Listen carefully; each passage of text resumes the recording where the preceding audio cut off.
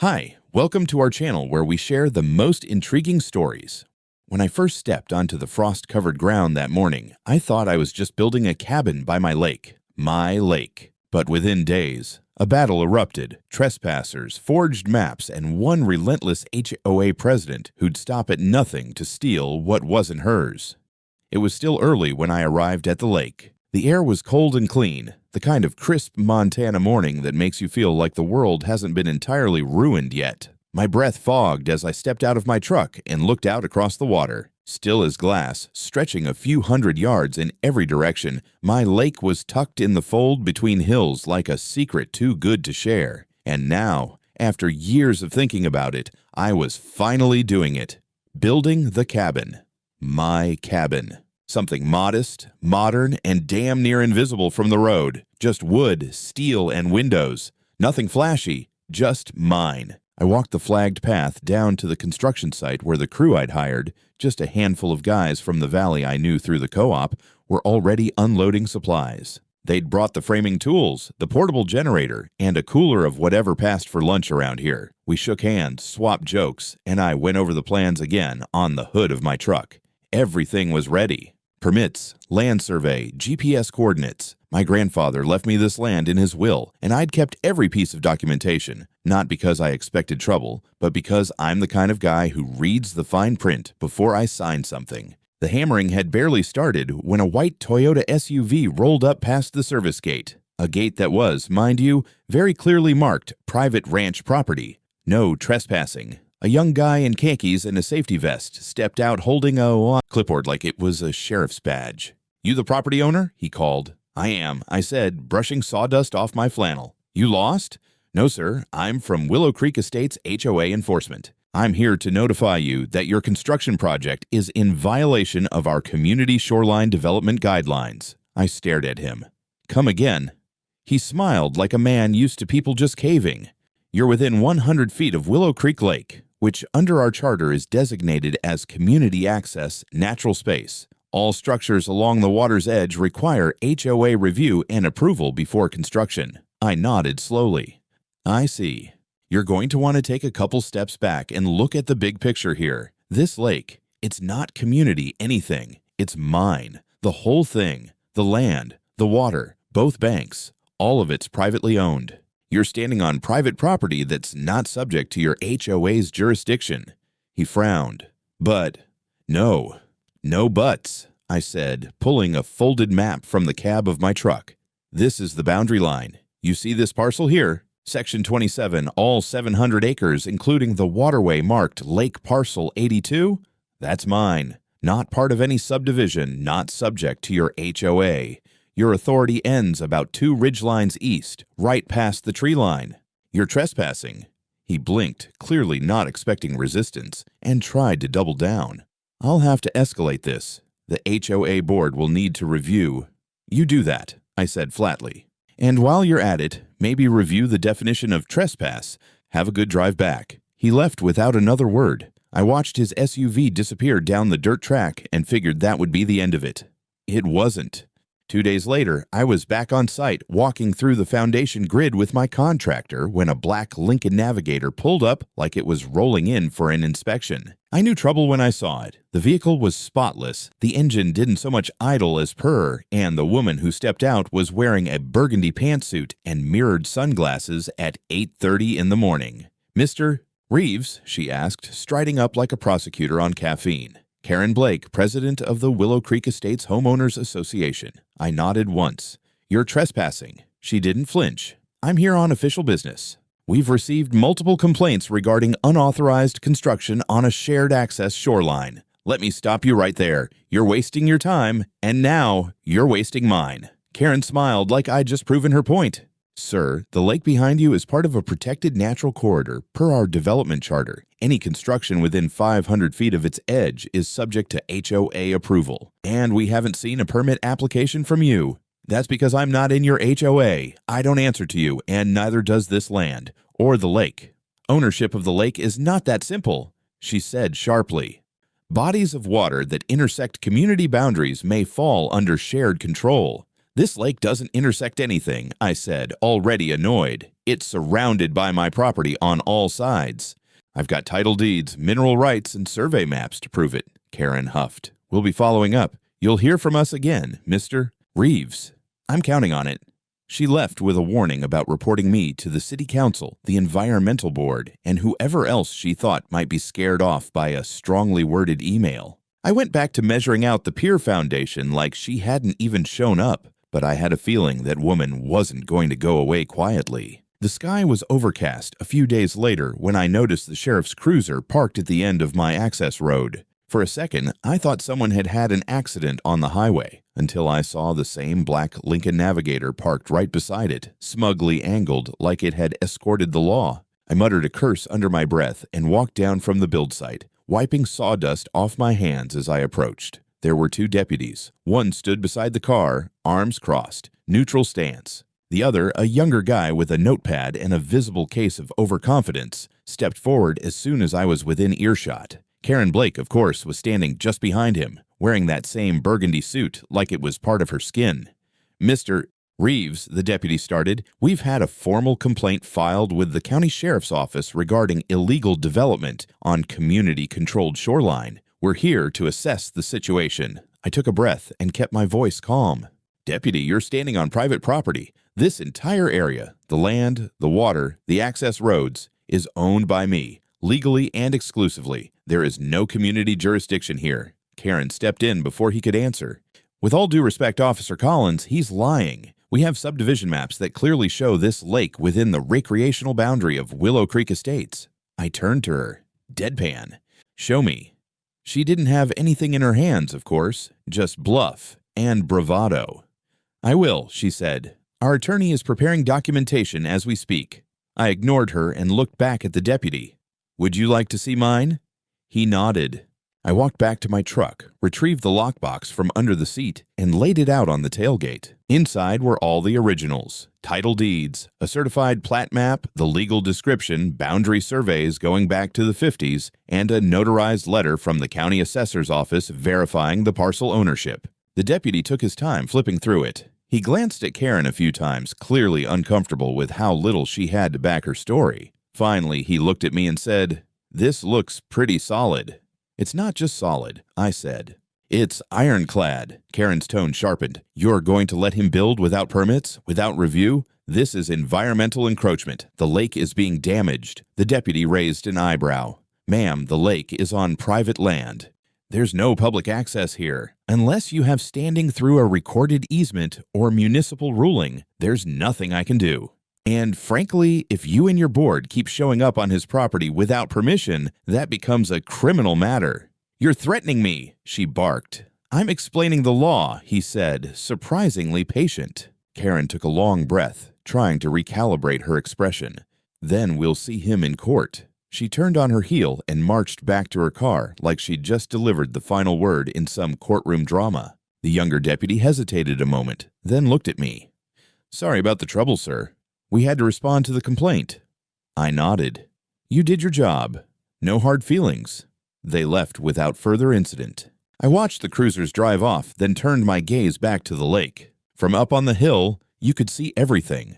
The frame of the cabin starting to take shape, the clearing we'd made for the pier, the rolling edge of trees that cradled the whole basin. It was beautiful, peaceful, and now officially marked. That afternoon, I went into town and had new signs printed. Private property, no trespassing. This includes the water, and staked them every few hundred feet around the lake's perimeter. I also emailed scanned copies of all my documentation to the sheriff's office, just to get ahead of the next stunt. I figured Karen would try again, but next time she wouldn't be able to pretend it was ignorance. She'd be coming after the land with something uglier. I was up before dawn when I saw the envelope sticking out of my rural mailbox, sticking out like a fat, smug finger. Certified mail.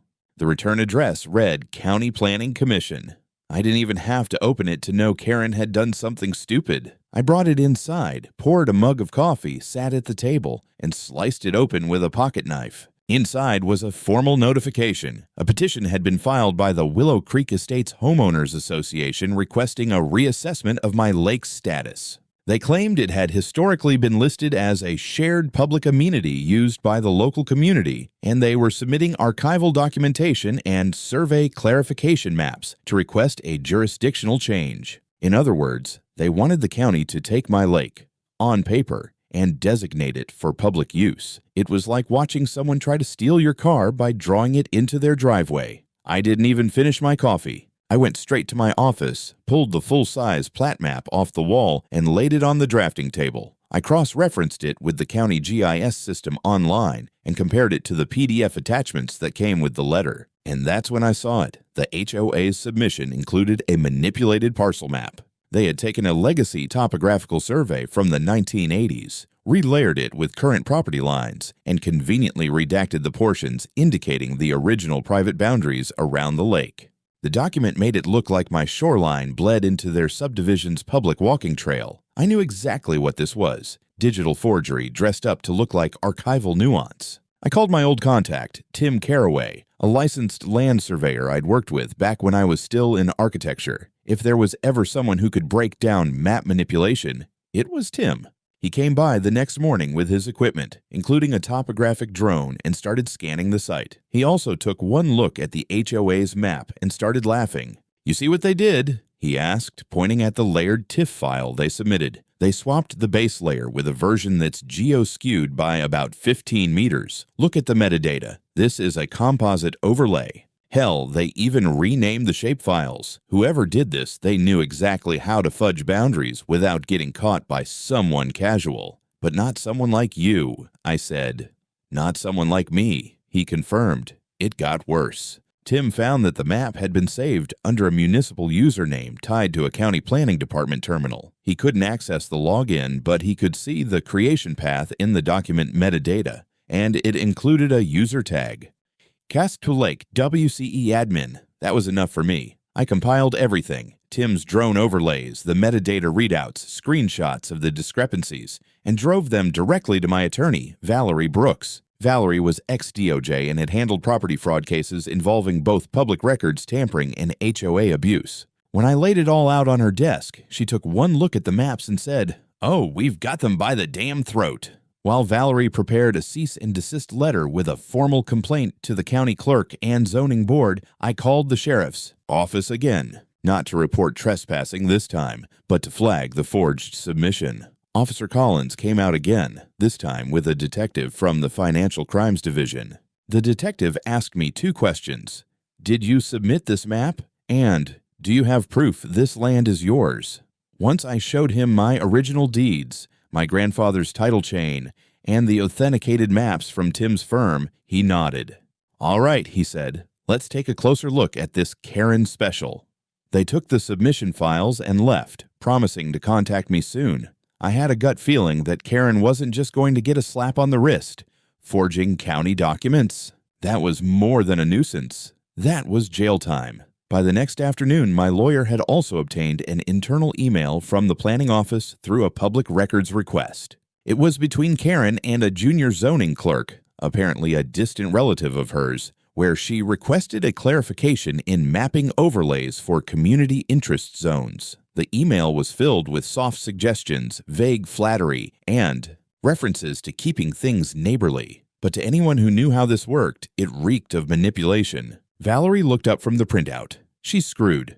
"Good," I said, because I'm done playing defense. It was just past noon when I heard the sound of heavy machinery coming from the North Ridge. That side of the lake was mostly pine and uneven slope, nothing that should have attracted work crews unless a fence line had come down. But the sound wasn't chainsaws or maintenance tools. It was piling drivers and portable generators. I drove the ATV around the eastern trail, following the rumble, and what I saw when I crested the ridge stopped me cold. They were building a pier, a big one. There were at least 6 men in reflective vests, laying out treated lumber, rebar, and concrete base mounts. A temporary scaffold jutted into the lake with pontoons supporting the initial frame. Piles of lumber sat on my land just 20 feet from the shoreline, and parked nearby, like a proud declaration, was a white work truck labeled Willow Creek Estates Beautification Project. I slowed the ATV and parked near the edge of the site, keeping my hands visible. One of the crew, a guy in his late 40s with a clipboard and a sunburned neck, looked up from where he was marking rebar lengths. "You the landowner," he called out. "I am," I said, stepping off. "What exactly are you doing here?" "Installing a community pier," he replied, like it was the most natural thing in the world. "We were contracted by Willow Creek HOA. This is Phase 1, recreational access for lakeside residents. Pretty standard deal." I raised an eyebrow. "And you're aware this is private property?" He blinked. "Ma'am Blake showed us a map that said this parcel was under shared recreational use." "Karen Blake lied," I said flatly. "This land is not under any HOA jurisdiction. You're trespassing, and if you keep working, you'll be liable for property damage and unlawful development." The guy's confidence deflated instantly. "We just follow work orders. You'll need to take that up with the HOA." "Oh, believe me," I said, reaching for my phone. "I will." First, I called the sheriff's office again. Officer Collins picked up immediately, and I explained the situation. He told me to stay put and not to engage further. Then I called my lawyer. By the time both of them were en route, I stood there in the shade of a pine tree, watching men in vests slowly stop working as the situation began to sink in. Karen arrived 20 minutes later, stepping out of her SUV with a reusable water bottle and that same smug look like she was running for office. She glanced around like she was inspecting progress on a new golf course. "Ah, Mr. Reeves," she called. "We've made wonderful progress this week. Don't worry, the community will be careful to keep noise levels down on weekends." I stared at her. "You really are insane." She tilted her head like she hadn't heard me. "It's a public amenity now. You'll be receiving a notification soon that your easement will need to accommodate foot traffic. Don't be so territorial." "Karen, there is no easement, no community agreement, no jurisdiction. This is my land and my lake, and you are once again trespassing, and now building on land you don't own." "We'll see what the court says," she said coolly, sipping from her bottle. "No," I said, raising my phone. "We'll see what the sheriff says." Right now, Officer Collins pulled up with another cruiser and a county code compliance officer in tow. Once again, I laid out my documentation, this time on the hood of the deputy's SUV. The compliance officer reviewed it all, compared it with the map he brought, and shook his head. "This is private land, no doubt about it," he said. "And there's no building permit issued for a structure on this parcel." Collins turned to Karen. "Ma'am, your crew is in violation of multiple local ordinances. You're not just trespassing. You initiated unpermitted construction, and you've done so after a previous warning." Karen's voice got tight. "This will all be resolved in court. We acted in the community's best interest." Collins wasn't having it. "Acting in the community's best interest doesn't allow you to break the law. Your crew has 10 minutes to pack up and leave this property. If they don't, I'll start issuing citations, and you can expect a formal investigation into fraudulent use of county records." Karen's expression darkened, but she signaled her crew to start pulling back. They moved fast, not wanting any part of what came next. As they disassembled the scaffold and loaded the unused lumber, I walked up beside the deputy. "She's not going to stop," I said. "I know," he replied, "but now we've got it all documented. Keep your cameras rolling, Mr. Reeves." That night, I installed a second line of trail cams around the lake perimeter and upgraded the motion-triggered lights. I also mounted a fixed camera on the edge of the construction site, infrared-enabled, streaming to a secure server. Karen had made it personal. She was trying to build a stake in something she didn't own, and I was done treating it like a misunderstanding. It didn't take long for the lawsuit to land on my doorstep. 2 weeks after Karen's construction stunt was shut down by the sheriff, I received notice of civil proceedings initiated by the Willow Creek Estates Homeowners Association. The envelope was thick, over 40 pages of legal jargon, charts, and doctored maps. They were suing to have my lake and the surrounding shoreland declared community access public recreational property. The claim? That the lake had historically been used by residents of the subdivision, and that my hostile fencing and illegal construction violated their rights under implied dedication and equitable estoppel. My lawyer, Valerie, nearly laughed herself off her office chair. "This is insane," she said, flipping through the brief. "They're basing their claim on a doctrine that hasn't applied in this state for decades. There's not a single signed easement, not a permit, not even a town council reference. Just anecdotal nonsense and, oh, look, forged maps again." She held up a color printout showing the same manipulated map we'd already debunked. "They're doubling down." We filed a motion to dismiss within 48 hours, but Valerie didn't stop there. She drafted a counterclaim. a hell of a one, for intentional fraud, unauthorized construction, harassment, and trespassing. We backed it with video evidence, survey overlays, expert testimony from Tim the land surveyor, and a timeline of every action Karen and her HOA had taken.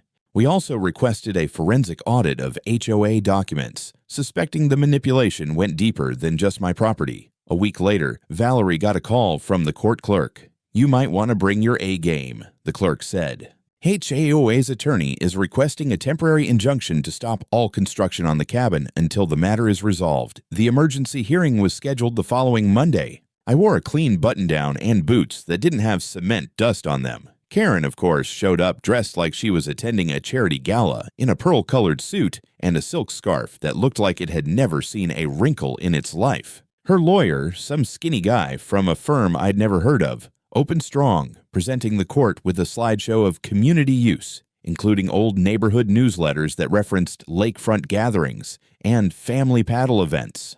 One photo even showed people standing near water, waving. It could have been any damn pond in Montana. He argued that because the HOA had included the lake in their annual reports, and because residents had used it without resistance, it had effectively become public, and that my cabin was blocking community enjoyment of a traditionally accessible water feature. Then Valerie stood. She didn't raise her voice, didn't shout. She walked the court through the ownership record, land grants from the 40s, full deed transfer to my grandfather, tax records, surveyor assessments. She laid out the falsified documents, one by one highlighting discrepancies. She even entered into evidence a notarized letter from the county GIS coordinator confirming the HOA's map had been modified without authorization. And then, the cherry on top, Valerie played security footage from the trail cam, audio included, of Karen standing on my land, threatening to erase this cabin off the map one way or another.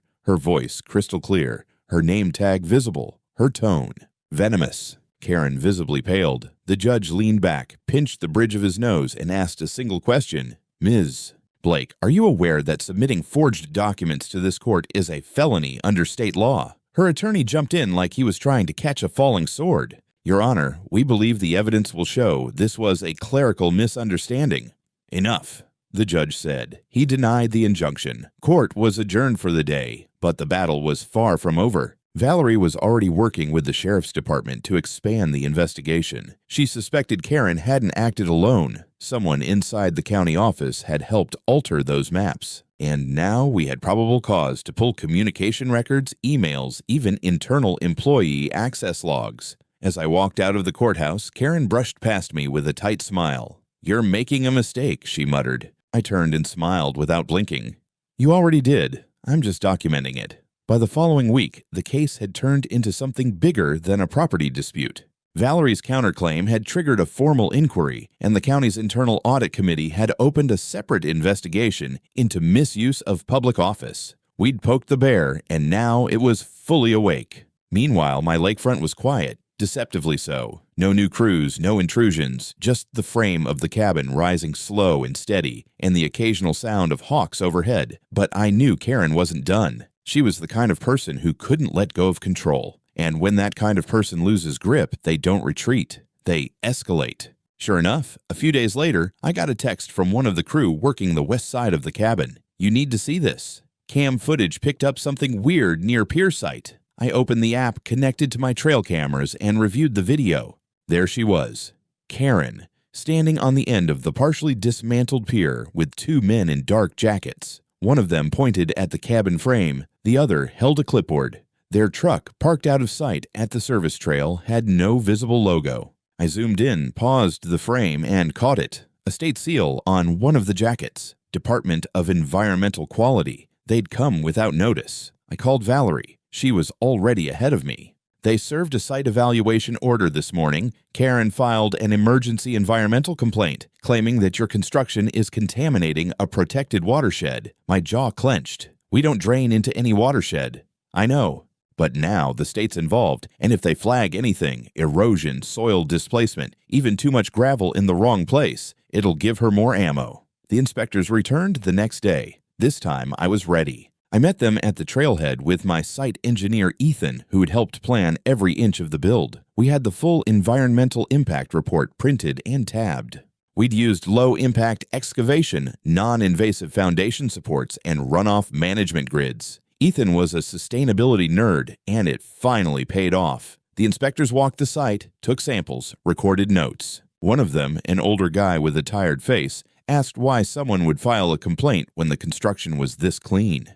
HOA politics, I said simply. Someone wants the lake. Later that evening, Ethan and I stood on the deck frame, watching the sun drop behind the tree line. You know, he said, I built eco-lodges in Alaska that got less scrutiny than this.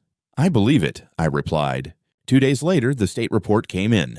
No violations found, all construction compliant, no protected habitats disturbed, no action required. I exhaled for the first time in days. But the real hit came an hour later when Valerie sent me a recording. An anonymous source had handed over a voice memo. The clip?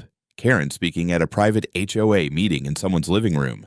The audio was muffled but clear enough to hear her say, "If we can't win in court, we'll make it hell for him. I don't care how many complaints we file. Eventually, he'll give up or mess up." It was gold. Valerie filed it immediately as supporting evidence of malicious harassment. She also filed a subpoena for HOA internal communications. The judge approved it. Within 48 hours, we had access to HOA emails, group chats, board meeting notes. What we found blew the doors wide open. Karen had not only falsified records and organized the illegal pier build, she'd also been charging HOA residents lake access maintenance fees for years. Even though she knew full well that the lake wasn't community property, there were receipts, monthly invoices, internal memos titled Protecting the Illusion of Access. One email from Karen to the HOA treasurer read, "Keep collecting as usual. If we lose this case, we'll just say it was an honest misunderstanding. It wasn't a misunderstanding. It was fraud. Systematic, repeated, arrogant fraud." I stood at my desk, staring at the screen, and muttered, "They've been stealing from their own people." Valerie's voice came through the speakerphone, calm and focused. "It's time to take this nuclear." The courthouse was packed the morning our case finally went to trial, not just with lawyers, clerks, and officials, but with angry residents from Willow Creek Estates. I recognized some of them. The older couple that always walked their dogs past the edge of the lake. The guy with the tricked-out golf cart who'd waved at me once and then avoided eye contact ever since. Now they were sitting in the back row, arms folded, eyes locked forward. They weren't here to support Karen. They were here to see if everything they'd paid into for years had been one giant lie. And, spoiler, it had. Valerie opened strong. She laid out the timeline like a surgeon prepping for an operation. Each exhibit built on the last. A clean, logical path from Karen's initial interference to the forged maps, to the unauthorized pier, to the barrage of environmental complaints and legal maneuvers, and finally to the damning internal communications. The judge listened carefully as Valerie read the illusion of access email aloud in court. She didn't embellish it. She didn't need to. The words spoke for themselves, and they burned. Karen's attorney looked like a man trying to bail out a leaking rowboat with a slotted spoon. He tried to argue good faith, said the HOA believed the lake had been part of community development plans, claimed Karen was acting on outdated paperwork, and that all fees collected were meant for adjacent landscaping services. Then came the witnesses. We brought in the GIS expert who testified about the altered map layers and metadata showing Karen's login tag. Tim, our land surveyor, testified with printed overlays and photos. Ethan, my site engineer, confirmed the cabin's compliance with state environmental code. Even Officer Collins testified, calmly recounting every visit, every warning, and the moment he told Karen she was in violation and she flat out refused to stop. And then the HOA treasurer took the stand. He was sweating, hands shaking, voice cracking. "I didn't know," he said again and again. "Karen handled everything. She told us the lake was part of the shared green zone. I just processed the dues." Valerie pounced gently. "Did you ever see a deed? A transfer? A public record showing the lake belonged to Willow Creek Estates?" "No," he admitted. And yet, the HOA collected over $72,000 in lake access fees over the last 8 years. "Yes," he whispered. "Where did the money go?" He paused. "We used some for grounds maintenance. The rest went into the discretionary fund, controlled by Karen. The courtroom went quiet. When Karen took the stand, it was like watching a brittle dam crack under pressure. She tried to maintain her composure, claimed everything was in the community's interest, argued that I was hostile, uncooperative, and dangerous. Valerie let her dig. Then she asked calmly, "Ms. Blake, do you have a single legal document, one deed, one transfer title, one official record that gives Willow Creek Estates ownership, access, or management rights to Mr. Reeves's lake?" Karen's lips tightened. "No." "Do you deny threatening Mr. Reeves on video? That footage was taken without consent." "Do you deny threatening to erase the cabin off the map?" Silence. No further questions. We rested our case. Karen's side called no further witnesses. They tried for a procedural stall, claimed unfair character attacks, but the judge wasn't buying any of it. It took the jury less than 3 hours to return with a unanimous verdict in my favor. The court found that I was the sole lawful owner of the lake and the surrounding lands. The HOA was found grossly negligent, and Karen was found personally liable for fraud, document tampering, and malicious abuse of process. The judge ordered full legal recognition of my ownership rights, including water and land easement control, a mandatory payout of $1,800,000 in damages to be split between Karen and the HOA.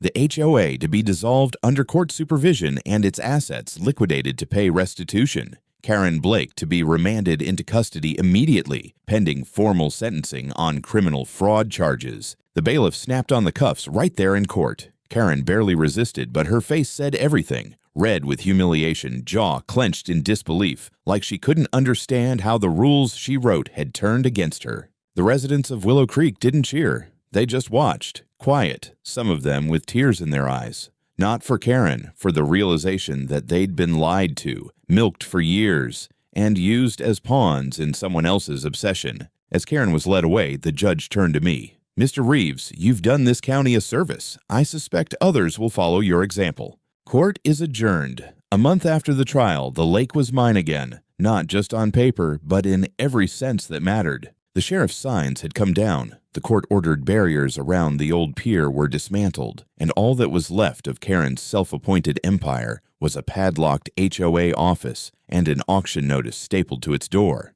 I finished construction on the cabin that same week. The crew and I stood on the deck as the final sealant dried, sipping beers and watching the water. The design had turned out exactly the way I wanted. Minimalist wood and glass with wide eaves and a wraparound deck that faced the lake. A private dock stretched out from the rocks below, not the HOA's pier that had been removed per court order. No, this one was mine, designed by me, built from scratch by people I trusted, but I didn't let their old pier go to waste. The support posts had already been installed deep into the lake bed, so I repurposed them. A small platform now jutted out into the lake. Enough for one chair, a cooler, and a fishing rod. I mounted a custom-made sign to the rail. Private property. Trespassers will be documented. Thanks for the free foundation, Karen. The locals got a kick out of it. Even some former HOA residents stopped by the property line to wave or chat. With Karen out of the picture and the board disbanded, people were finally talking freely, not just to me, but to each other. There'd been a kind of tension strangling Willow Creek Estates, and with her gone, it was like someone had finally opened the windows in a stale room. One of the older residents, Tom Arnett, who'd testified in court, invited me to a neighborhood cookout, said they were forming a new volunteer-based neighborhood council. No more board, no more dues, no more pretending the lake is theirs, he added, shaking my hand. If you ever want to come down for some ribs, you're welcome. You earned it. I appreciated the offer, but I preferred the peace of the lake. My lake. The irony wasn't lost on me. By trying to seize it, Karen had ended up losing everything, and I'd gained not just legal clarity, but peace, purpose, and the confidence that I could fight back when it mattered. Later that summer, I hosted a small gathering at the cabin, just close friends, a couple folks from the county who'd helped during the case, and a few of the contractors who'd stuck it out with me. We grilled, drank too much, and watched the sunset paint the lake in oranges and golds. Someone asked me if I was going to sell the place now that everything was over. I looked around at the still water, the pines, the deck lights slowly coming on. Hell no, I said. This lake's staying in the family forever. I've since added cameras, a solar gate, and reinforced fencing around the northern boundary, not because I expect another Karen, just because I'll never let anyone creep in again thinking they know what's best for something they don't own. As for Karen, she was sentenced to 6 years. Fraud, document tampering, and criminal trespass. She tried to appeal, didn't get far. From what I hear, she's not handling prison well. Apparently, it's hard to lead committee meetings when no one gives a damn who you are. I kept one of her old lake fee invoices, framed it, and hung it inside the cabin bathroom. A little reminder of what happens when someone mistakes arrogance for authority. Now, when I sit on that dock with a cup of coffee or a rod in hand, I don't hear HOA threats or legal nonsense, just birds, breeze, and water. The way it's supposed to be.